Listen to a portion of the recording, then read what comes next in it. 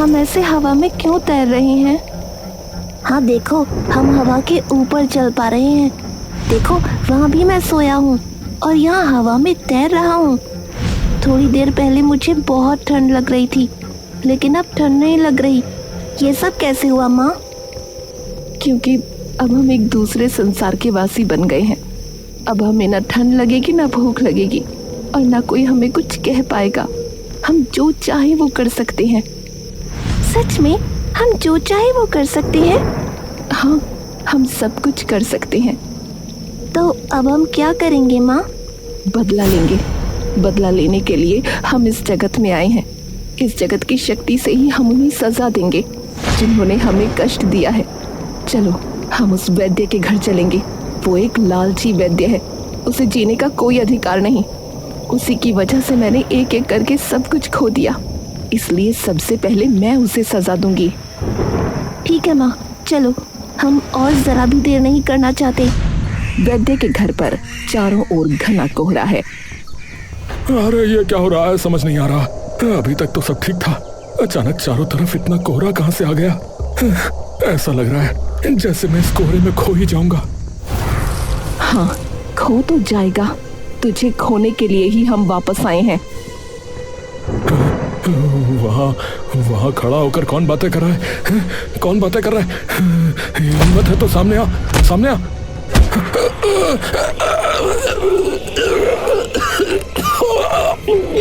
अरे छोड़ कह रहा हूँ, छोड़। तकलीफ हो रही है ना? मेरे पति को भी ऐसे ही तकलीफ हुई थी। देख, जीने के लिए तड़पना कितना मुश्किल है। चंद पैसों के लिए तूने मेरे पति को जरा भी इलाज नहीं दिया। न जाने और कितने बेसहारा लोगों के साथ तूने ऐसा किया होगा। तुम कौन हो? दया करके बताओ, और मैंने क्या किया है?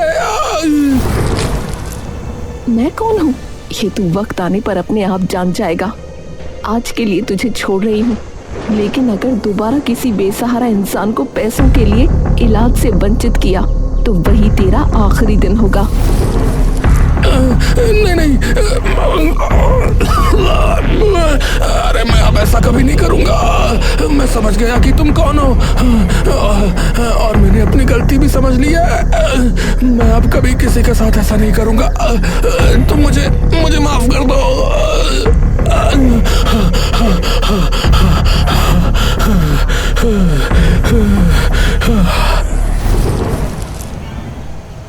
तुझे छोड़ दिया, पर मेरी बातें याद रखना, नहीं तो बाद में बहुत पछताना पड़ेगा तुझे।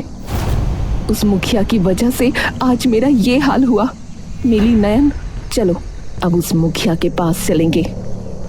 माँ, तुमने उसे मारा क्यों नहीं? क्यों छोड़ दिया? उसे मार देती तो गांव के बाकी लोगों पर मुसीबत आ जाती, इसलिए उसे बिल्कुल नहीं मारा। पर अगर उसने दोबारा किसी बेसहारा के साथ ऐसा किया तो वो बच नहीं पाएगा। चलो अब।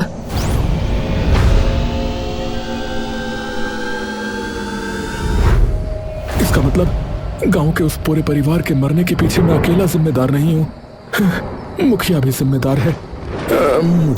मुझे मुखिया से बात करनी होगी। हाँ, नहीं तो वो चुड़ैल मुझे किसी भी वक्त खत्म कर देगी। हाँ। मुखिया के घर पर। अरे अचानक ऐसे कोहरे के कुंडल कहां से आ गए? वैसे ही ठंड से मरा जा रहा हूं, ऊपर से इतना ज्यादा कोहरा। ये कुंडल तुझे डुबो कर मारेगा। कौन है वहां? कौन है? किसकी इतनी हिम्मत कि मुझे धमकी देता है? मेरी ताकत के बारे में तुझे कोई अंदाजा भी है? अरे है हिम्मत तो सामने।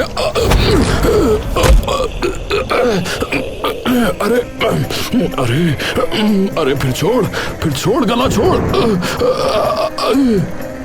जब तक तेरी सांस नहीं रुक जाती गला नहीं छोड़ूंगी। अरे कौन है तू? और ऐसा क्यों कर रही है?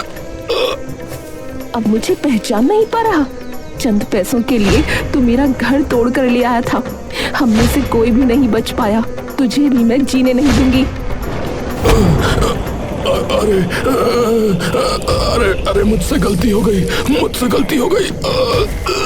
अरे मुझे माफ कर दे, मैं आपसे ऐसा नहीं करूंगा, मुझे माफ कर दे। ठीक है, तुझे भी माफ किया, लेकिन अगर दोबारा किसी बेसहारा इंसान के साथ ऐसा किया तो उस दिन तुझे कोई माफी नहीं मिलेगी। ठीक है, ठीक है, मैं अब किसी के साथ ऐसा नहीं करूंगा, किसी के साथ नहीं करूंगा।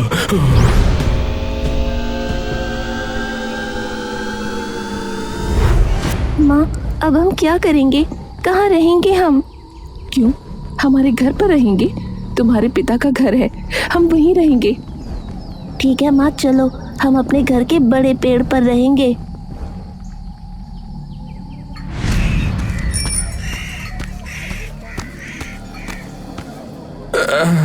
अरे मुखिया महाशय, आप ठीक तो हैं? अरे अरे इस वक्त आप यहाँ क्यों? क्या हुआ? वैसे ही मेरी जान निकली जा रही है, ऊपर से आप क्यों आ गए भाई? अरे मेरी भी जान निकली जा रही है। उस संजीव की चुड़ैल बीवी ने मेरा हाल भी खराब कर दिया है। अब हम दोनों को मिलकर कुछ करना होगा, नहीं तो हम बच नहीं पाएंगे। हाँ, तो अब हम क्या करें? अरे मेरा जानने वाला एक तांत्रिक है, हमें उसी से काम करवाना पड़ेगा, नहीं तो कम शक्ति वाला कोई भी इससे निपट नहीं पाएगा। हाँ,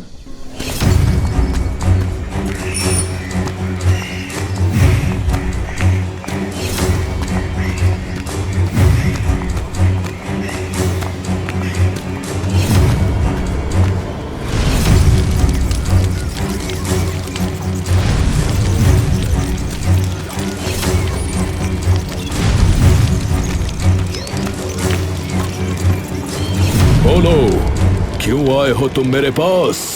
अरे हमें बचाइए बाबा जी, नहीं तो वो चुड़ैल हमें जीने नहीं देगी, हमें बचा लीजिए। तुम झूठ बोल रहे हो, तुम लोगों ने ही उसे जीने नहीं दिया। मैं अपनी शक्ति से ये अच्छी तरह से देख पा रहा हूं। खैर, अब वो चुड़ैल बन चुकी है, उसके हाथ से तुम लोगों को बचाना मेरा धर्म है। मैं इस धर्म से तुम लोगों को बचाऊंगा, परंतु याद रखना, इसके बाद भी अगर तुमने ऐसा कुछ किया तो तुम बच नहीं पाओगे।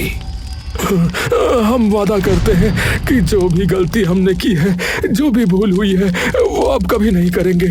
आप बस हमें बचा लीजिए, आप बस हमें बचा लीजिए इस बार। तो ठीक है, मुझे उसके घर ले चलो।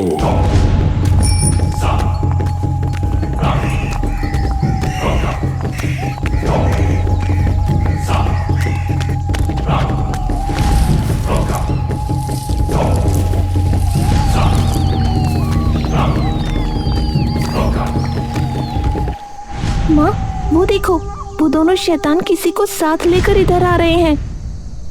आने दो, जिसे साथ लेकर आए वो मेरी पकड़ से नहीं बच पाएंगे। सुनो आत्माओं, मैं एक महाशक्तिशाली और भोलेनाथ का भक्त तांत्रिक हूं, पर फिर भी मैं तुम्हारे सामने नहीं आना चाहता। आशा है तुम भी नहीं चाहोगी, इसीलिए कह रहा हूं कि इस गांव से चली जाओ। ये तो मैं हूँ तुम्हारे सामने, मैं तुम्हारे सामने आना चाहती हूँ। मैं उन 4 चुड़ैलों की तरह नहीं हूँ कि तुम्हारी बातों से डर जाऊंगी। मेरी तुमसे कोई दुश्मनी नहीं है, इसलिए मैं चाहती हूँ कि तुम चले जाओ, इन शैतानों का साथ मत दो। इसका मतलब तुम मेरी बात नहीं सुनोगी, तो तुम्हें फिर मेरी शक्ति का सामना करना पड़ेगा। ठीक है, मैं देखती हूँ तुम्हारी कितनी शक्ति है। छोड़ दो, हमें छोड़ दो। माँ, मुझे बहुत तकलीफ हो रही है, ये आग, ये मेरा शरीर जला रही है।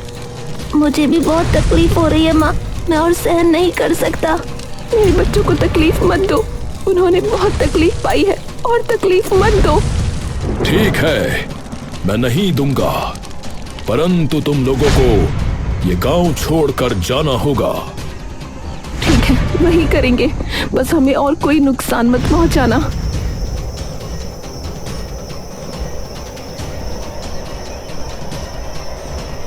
माँ, अब हम कहाँ जाएंगे? कहाँ रहेंगे हम? मेरे साथ साथ उड़ते रहो। कोई अच्छी जगह देखकर हम वहाँ रहेंगे। वो देखो, नदी के किनारे एक बड़ा बरगद का पेड़ दिखाई दे रहा है। चलो आज हम यहीं रहेंगे। माँ, ये पेड़ कितना सुंदर है। यहाँ से बहुत सुंदर सुंदर नज़ारे दिखाई देंगे। हाँ देखो, चांद की रोशनी नदी के पानी में पड़ रही है। कितना सुंदर दिख रहा है।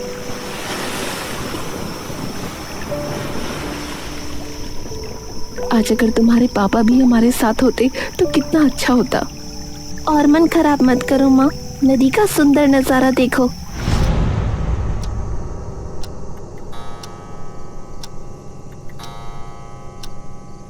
अरे क्या हुआ बेटा, ऐसे उदास होकर क्यों बैठा है रे? पिताजी, नया साल शुरू होने वाला है। स्कूल की फीस से नई किताबें खरीदनी है। बहुतों ने ले ली हैं, लेकिन मैं अभी तक नई किताब नहीं ले पाया हूँ। और कुछ दिन इंतजार कर बेटा, जब तेरे पापा के हाथ में पैसे आएंगे तो तुझे नई किताबें खरीद देंगे। अब और मन खराब मत कर, सो जा। तुम फिर न सोकर कहाँ जा रहे हो? अरे बेटे की बात सुनकर अब अच्छा नहीं लग रहा है। तुम्हें ज्यादा कुछ तो दे नहीं पाता, अब अगर इतना भी नहीं दे पाया तो कैसे चलेगा। इसलिए नदी में मछली पकड़ने जा रहा हूँ। पूरी रात मछली पकड़ूंगा, सुबह बेचकर किताबें खरीदने के पैसे दूंगा। तो क्या तुम पूरी सर्दी की रात में मछली पकड़ोगे? नहीं नहीं, मैं तुम्हें ऐसा नहीं करने दूंगी। इतनी ठंड में तुम्हें जाने की जरूरत नहीं है। अरे इन 1-2 दिनों में कुछ नहीं होगा, तुम चिंता मत करो। हाँ जानती हूँ, जब एक बार तुम्हारे मुंह से कोई बात निकल जाए तो तुम मेरी कोई बात कहाँ सुनोगे। ठीक है जाओ, पर सावधान रहना, ठंड न लग जाए। ठीक है, तुम चिंता मत करो।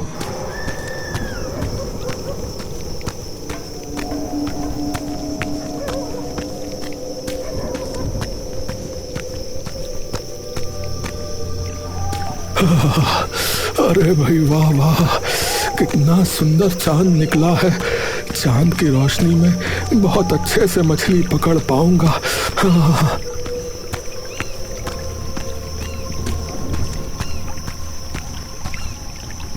माँ देखो, इस रात में कोई नदी में मछली पकड़ने आया है।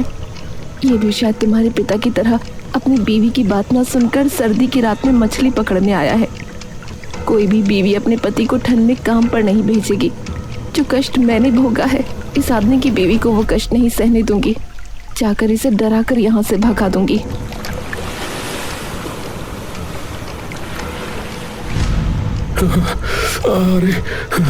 अरे ये क्या, मेरी नाव के सामने वो कौन बैठा है? अरे आप कौन है? मैं कौन हूँ ये जान लेगा तो तू बच नहीं पाएगा। भलाई इसी में है कि यहाँ से चला जा, नहीं तो तुझे अभी के अभी नदी के ठंडे पानी में डुबो कर मार डालूंगी। अरे देखो, तुम कौन हो वो तो मैं नहीं जानता, लेकिन तुम औरत हो, इसलिए तुम मेरी बहन हो।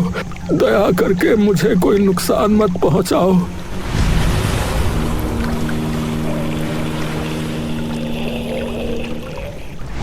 चुड़ैल को बहन बोला तो अब मारूंगी कैसे? जा, तुझे नहीं मारूंगी, पर ठंड में तेरा मछली पकड़ने आना ठीक नहीं था। अरे नहीं आता तो क्या करता, मेरा एक ही बेटा है, लेकिन मैं उसे नए साल में नई किताब तक नहीं खरीद के दे पा रहा। इसीलिए इतनी ठंड में मछली पकड़ने आया हूँ यहाँ। ठीक है, तूने मुझे बहन बनाया है, इसलिए तुझे अब कोई तकलीफ नहीं करनी पड़ेगी। नाव का जाल यहीं रखकर घर जा, सुबह आकर मछली ले जाना। हर रात आकर नाव का जाल यहीं रख जाना। ठीक है।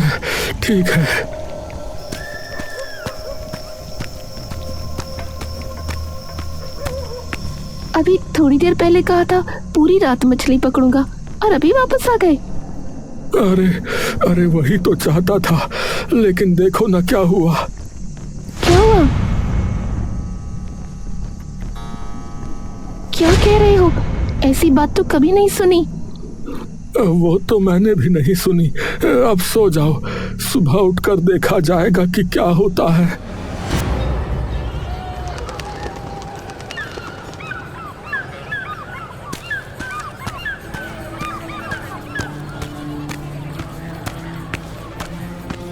सुबह उठकर जाकर नदी किनारे देखता है। अरे सच में, अरे अरे कितनी मछलियाँ! अरे अरे इन मछलियों को बेचकर तो मुझे बहुत पैसे मिलेंगे। हाँ।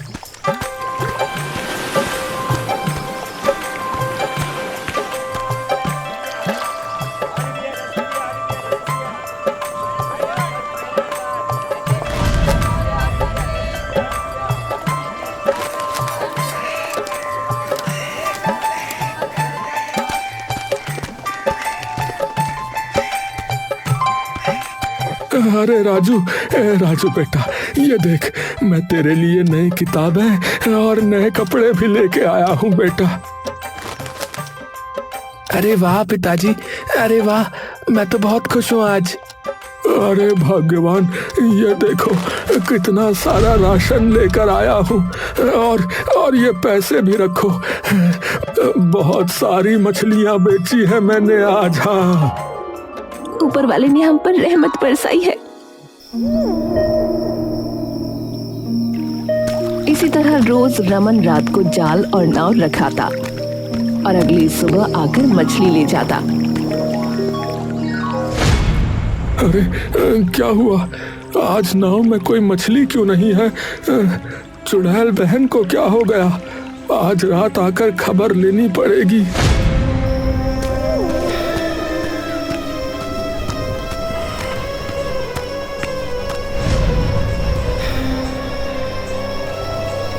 अरे चुड़ैल बहन, कहाँ हो? दर्शन दो। मैं एक मुसीबत में हूँ। मुसीबत में? मुझे बताओ। तालुकदार महाशय ने ये पेड़ लकड़हारे को बेच दिया है। कल लकड़हारा आकर पेड़ को काट कर ले जाएगा। तब मैं अपने बच्चों को लेकर कहाँ जाऊंगी? मेरे पास जाने की और कोई जगह नहीं है। मैं अब और कष्ट नहीं सह सकती। अरे तुम लोगों का ये हाल कैसे हुआ? मुझे थोड़ा बताओगी? ममता आत्मा अपने जीवन की घटना सुनाती है। मेरे 2 बच्चे और मेरे पति के साथ हमारी एक गरीबी की गृहस्थी थी। ऐसे और कितना सहोगे? तुम्हें इस तरह तकलीफ से कांपते हुए देखकर मुझे अब अच्छा नहीं लग रहा। मैं अब कोई बात नहीं सुनूंगी। मैं आज वैद्य महाशय के पास जाऊंगी ही। सर्दी आने के बाद से बिस्तर पर पड़ा हूँ। ये ठंडक मुझे नहीं छोड़ती। इस तंगी वाले संसार में मेरे लिए और एक पैसा भी तुम बर्बाद मत करो।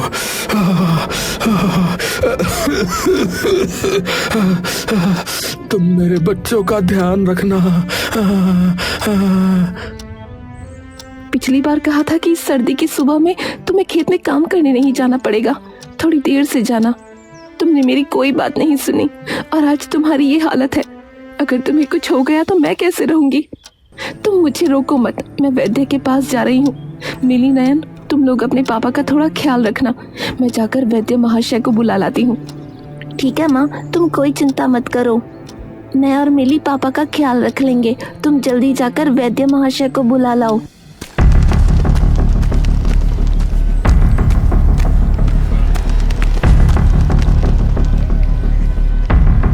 वैद्य महाशय, जरा दरवाजा खोलिए।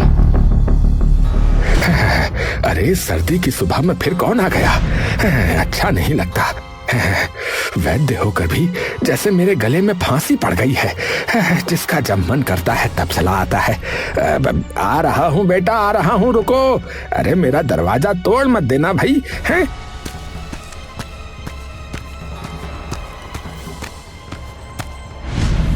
अरे अरे कौन हो तुम? हैं? इस कोहरे के अंदर जब सुबह के परिंदे भी घोंसलों से बाहर नहीं निकले, तुम आकर हाजिर हो गई। मैं दीपक की पत्नी हूँ।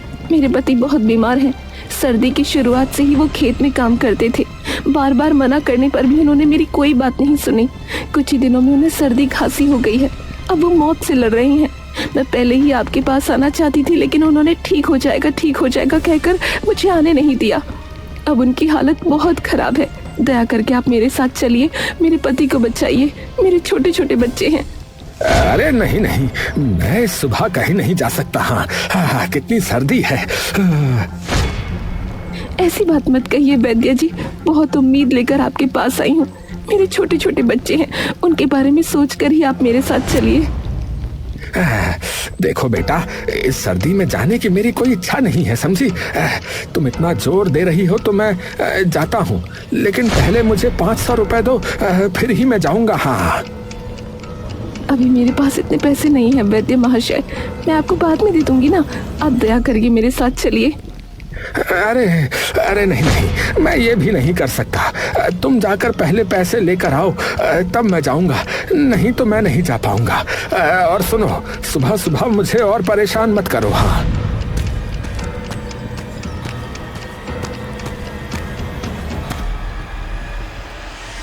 अब मैं क्या करूं, कहाँ जाऊं? मुखिया महाशय के पास जाकर मदद मांगती हूँ, वो जरूर मेरी मदद करेंगे।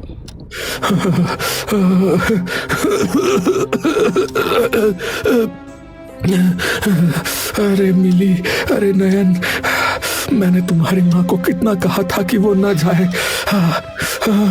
वो अब आ क्यों नहीं रही? मेरी जिंदगी अब नहीं चल रही है। मुझे लगता है अब मैं ज्यादा देर तक बच नहीं पाऊंगा। तुम्हारी माँ को कितनी बार कहा था कि मेरे पास रहे, लेकिन तुम्हारी माँ मेरे आखिरी वक्त में मेरे पास नहीं रही। पापा आप चुप रहिए, बात करने में आपको तकलीफ हो रही है। इस तरह बात करेंगे तो आपको और तकलीफ होगी। माँ अभी आ जाएंगी, आप चिंता मत कीजिए। तुम्हारी माँ आकर अब मुझे नहीं पाएगी। तुम्हारी माँ से कहना कि मुझे उस बात के लिए माफ कर दे।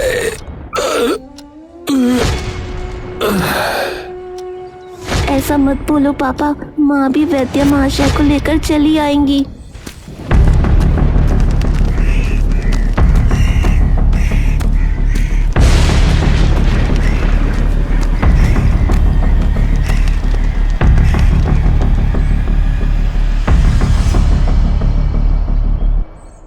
मुखिया महाशय, थोड़ी दया कीजिए मुझ पर, मैं बहुत बेसहारा होकर आपके पास आई हूँ। मेरे पति बहुत बीमार हैं, उन्हें मुझे वैद्य को दिखाना है, पैसों की बहुत जरूरत है। अरे, इस सर्दी की सुबह में ऐसी फरमाइशें लेकर आती हो तुम, हैं? ठीक है, पैसे दे दूंगा, लेकिन समय पर ब्याज के साथ वापस करने होंगे, समझी? ठीक है महाशय, आप जो कह रहे हैं वही होगा, लेकिन अभी मुझे पैसे दे दीजिए। ये लो पैसे।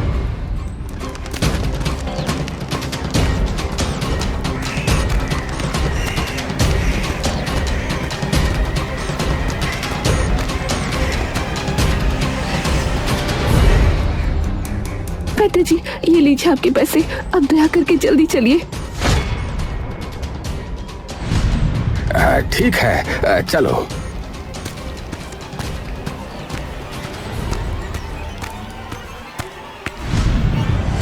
तुम लोग इस तरह क्यों रो रहे हो? क्या हुआ? तुम्हारे पापा कुछ बोल क्यों नहीं रहे? कहाँ है? मुझे एक बार देखने दो।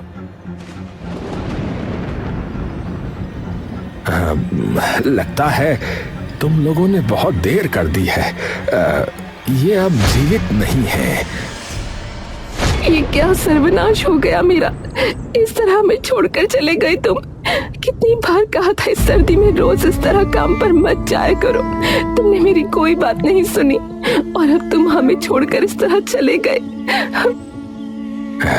अरे जल्दी से यहाँ से निकलना होगा, नहीं तो लोग आ गए तो मुझसे पैसे वापस ले लेंगे। हैं वैद्य चुपचाप वहां से खिसक लेता है।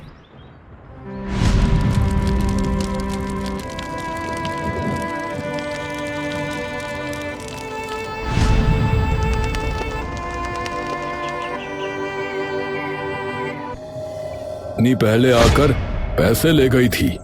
पैसे लौटाने की तारीख तो कब की गुजर चुकी है, लेकिन पैसे लौटाने का कोई नाम नहीं है। पति मर गया है इसलिए मैंने भी कुछ नहीं कहा। तो क्या इसका मतलब यह है कि वो इतने दिनों तक रखेगी मेरे पैसे? इतनी हिम्मत कहां से आई? ए लठैत, अभी चल, संजीव के घर चलेंगे, चल। हाँ लेकिन मुखिया जी, मुझे लगता है कि पैसे नहीं मिलेंगे। उस दिन सुना था कि पैसों की कमी के कारण उन्हें 2 वक्त का खाना भी नहीं मिल रहा है। अरे ये देखने की जिम्मेदारी मेरी नहीं है, मैं अपना बकाया लेकर आऊंगा, चल मेरे साथ।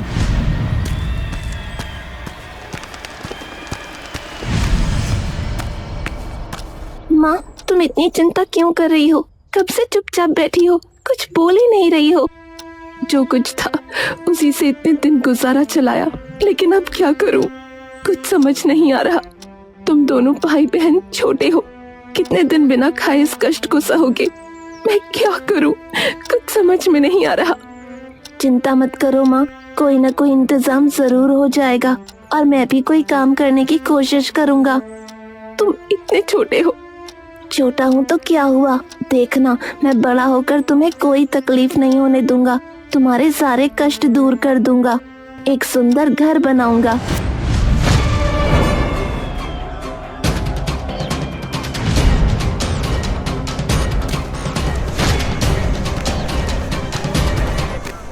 मुखिया महाशय, आप मेरे घर पर।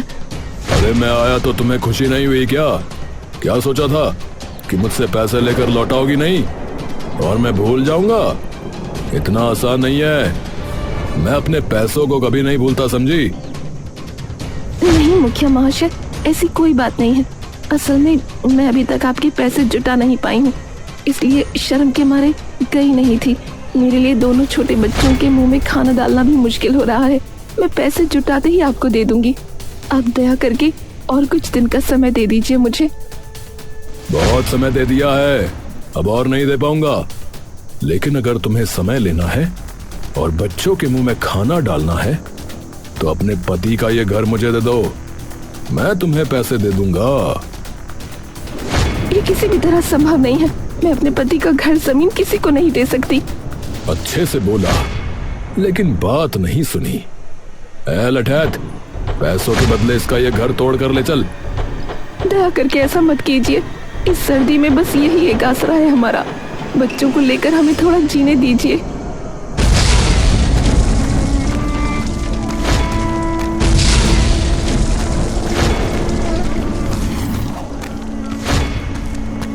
माँ, अब हमारा क्या होगा, हम कहाँ रहेंगे? रो मत बेटा, हम यहीं रहेंगे, हम कहीं नहीं जाएंगे। मैं कुछ न कुछ इंतजाम करूंगी।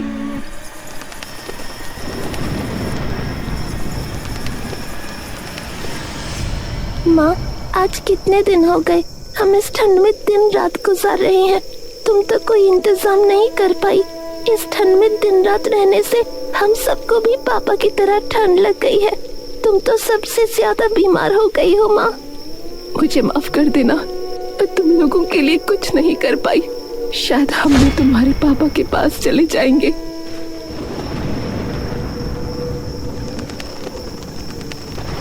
ममता और उसके बच्चों ने ठंड के कारण दम तोड़ दिया।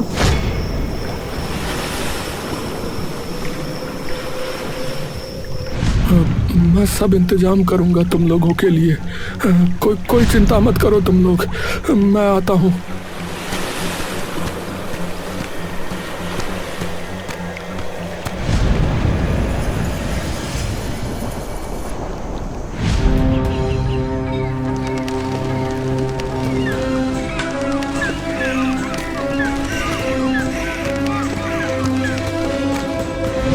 अरे रमन, क्या हाल है?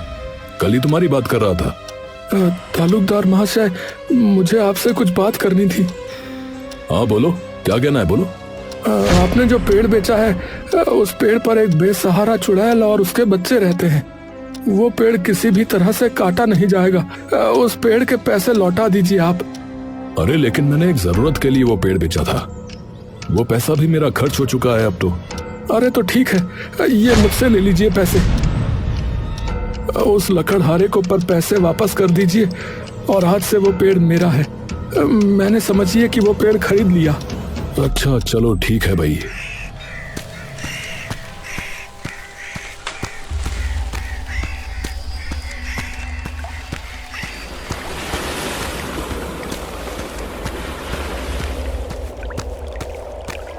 बहन, मैंने वो पेड़ खरीद लिया है।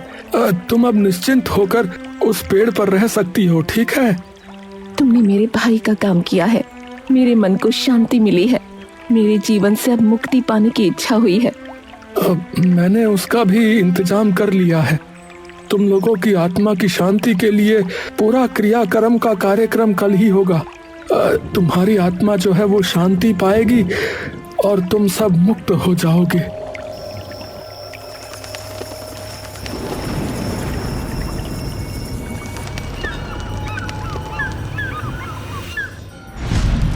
रमन ने अच्छी तरह से पंडित से ममता और उसके बच्चों के नाम से क्रियाकर्म कर पिंडदान करवाया, जिससे ममता की आत्मा संतुष्ट हुई। तुम्हारे इस आयोजन से हमारी आत्मा मुक्त हो गई है, हम जा रही हैं, तुम सब अच्छे से रहना। इस तरह अब ममता को आसमान में उसका पति नजर आने लगा, जो उसे दोनों हाथों से बुला रहा था, जैसे एक परिवार फिर से मिलने जा रहा हो। और देखते ही देखते सब आसमान में एक साथ होकर विलीन हो गए।